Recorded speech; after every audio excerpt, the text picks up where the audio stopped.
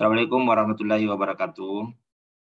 Adik-adik mahasiswa yang memprogram mata kuliah pendidikan kewarganegaraan, di pekan ke-9 ini kita sudah masuk pada metode diskusi kelompok. Temanya ya ada di jadwal yang saya kirimkan lebih awal ya, pentingnya pendidikan kewarganegaraan di dalam kehidupan bermasyarakat, berbangsa, dan bernegara. Tapi itu tema besarnya. Tema setiap kelompok itu bisa dilihat di menu alur pembelajaran. Lebih tegasnya ada di video yang saya sampaikan. Jadi sekali lagi bahwa kalau buat makalah PPT itu kan poin-poin utamanya dan itu dijelaskan oleh setiap anggota kelompok, dibuat video presentasinya. Kalau petunjuknya demikian. Tapi kalau tidak diminta buat video presentasi, tidak usah buat, karena kalau tidak buat video berarti ada presentasi langsung. Apakah itu di kelas atau via Zoom meeting. Ya, karena ini kan kita sistemnya semester ini bauran antara luring dengan daring. Jadi lihat saja petunjuk yang ada di WA group kelas masing-masing. Bahwa tentu perlu ada konsep. Apa sih yang terkait dengan judul tersebut. Lalu ya Anda mendeskripsi realita dalam kehidupan bermasyarakat, berbangsa, dan bernegara. Lalu Anda bisa menemukan masalah yang ada. Setelah itu Anda memberi alternatif solusi. Ya. Bisa juga menggunakan pendekatan kekuatan, kelemahan, peluang, dan tantangan.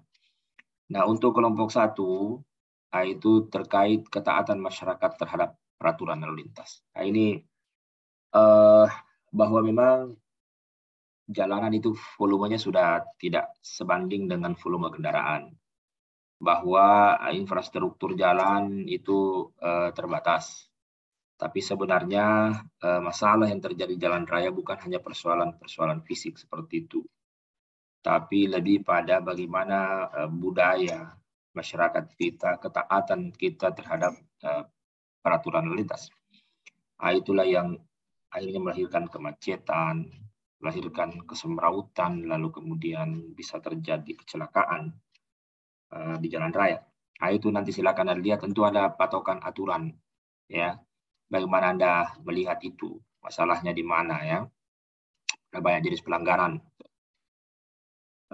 Kemudian yang kedua, ini juga update terkait dengan kehidupan kita sekarang ini di masa yang mana teknologi informasi, teknologi komunikasi sudah canggih ya.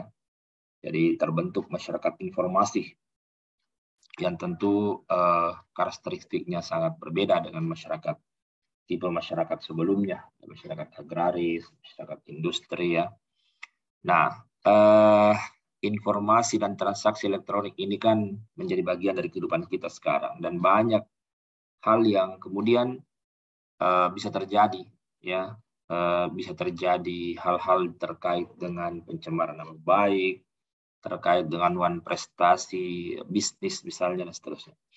Nah, silakan Anda melihat itu karena tentunya banyak dari kita semua ini sudah memiliki teknologi komunikasi.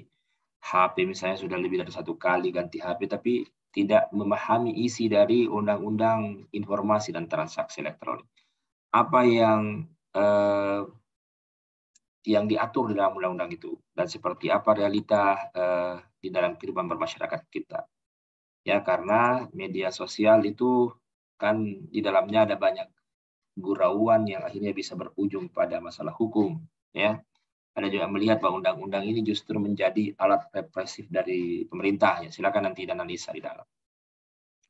Kelompok 3, ini kaitan dengan vandalisme. Ini juga perilaku generasi muda yang mana ya kita lihat sebuah tindakan yang tentu kalau kita lihat etimologinya vandalisme itu ya isme vandal ya, bahwa itu tindakan-tindakan yang mana masuk pengerusakan ya, grafiti dan seterusnya. Jadi pencoretan area-area publik, ya, pengerusakan di dalamnya juga, misalnya ada rambu lalu lintas, akhirnya kemudian susah untuk mengetahui lagi petunjuk-petunjuknya karena sudah dipilos, ya, sudah dicet dan seterusnya. Bagaimana Anda melihat itu? Ya, apakah karena ruang-ruang kreativitas terbatas, ataukah kemudian itu memang bagian dari kriminalitas, ya, karena di sini katakan vandalism is crime. Kemudian hedonis, ini di masa sekarang ini kan generasi muda kita cenderung hedonis, ya. Sehingga akhirnya kemudian ya banyak dari generasi muda kita berperilaku oportunis, mementingkan dirinya, ya, yang pasti happy, ya, tanpa memperhatikan sesamanya, memperhatikan lingkungannya dan seterusnya. Silakan nanti dilihat. Kalau itu sesuatu yang tidak melanggar hukum, tidak melanggar kaidah-kaidah moral keagamaan, tidak ada masalah. Karena kebahagiaan itu kan sesuatu yang tentu menjadi cita-cita setiap manusia. Tapi kalau kemudian akhirnya itu merusak diri, merusak sesama dan seterusnya, itu kan jadi masalah. Silakan didiskusikan lebih lanjut.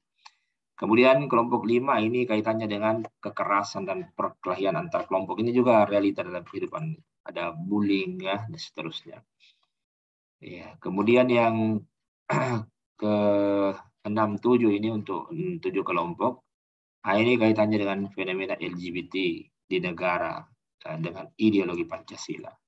Apakah ini sebuah identitas yang perlu diperjuangkan atau sebuah hal yang perlu diatasi, ya, perlu dicari solusinya. Nah, silakan nanti didiskusikan, itulah tema-temanya setiap kelompok.